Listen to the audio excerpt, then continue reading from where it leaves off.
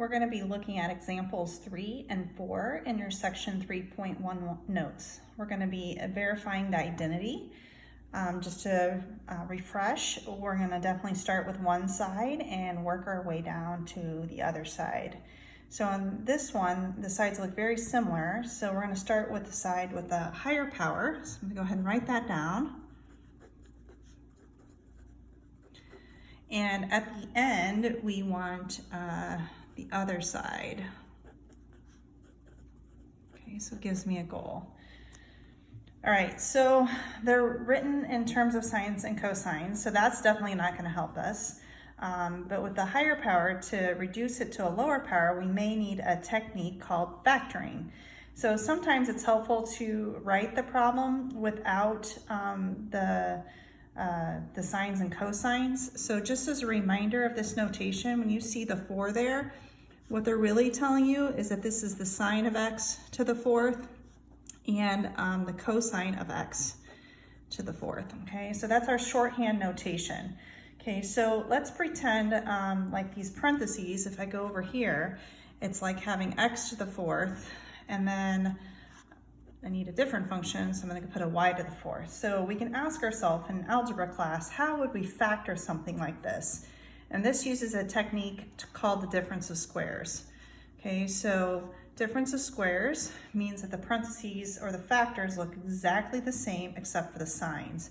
So x to the 4th breaks down into x squared, y to the 4th breaks down into y squared, and then to get a negative, we need a positive and a negative signs, okay? So we're going to use this here, but instead of putting x's and y's, we have sines and cosines, okay? So we're going to have two parentheses that look exactly the same, except for the signs. Okay, so, all right, so breaking this down, we're going to have sine squared x to start. Okay, and then we're going to have cosine squared x to end. And then we need different signs. So we're going to have a positive and a negative. Okay, now the good news is this first parentheses with sine squared plus cosine squared, that's one of our Pythagorean identities that we learned back in chapter 1, and we know the answer to that is always 1. So we're going to have 1 times the other factor, which is sine squared minus cosine squared, and then that does lead us to the answer that we want. Okay. All right, let's take a look at example 4 on the next page of our guided notes. Okay, in example 4, we have tangent x plus 1, that quantity squared, and we want it equal to the secant squared of x plus 2 tangent x. Okay, so I'm going to start with this side because this is something that I can multiply or FOIL out. Okay, so I'm going to go ahead and write tangent x plus 1. And squared means you have it twice, so might as well go ahead and write that version out like that, all right?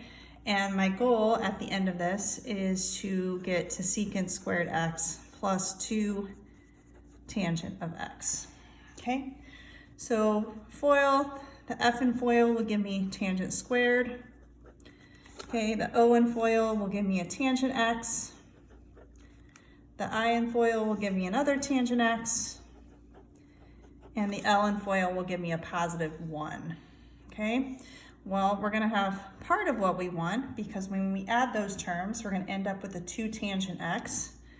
Okay, so I'm gonna go ahead and put tangent squared x. I'll move this plus 1 forward because that's something we still need to look at. Okay, and then we have plus 2 tangent of x. Okay, now the good news is this is another one of our Pythagorean identities. So we learned back in chapter 1 that when we see this come up, this is always equal to secant squared x. Okay, so we're actually done. This becomes secant squared x, and we have this plus 2 tangent of x. That completes example 4.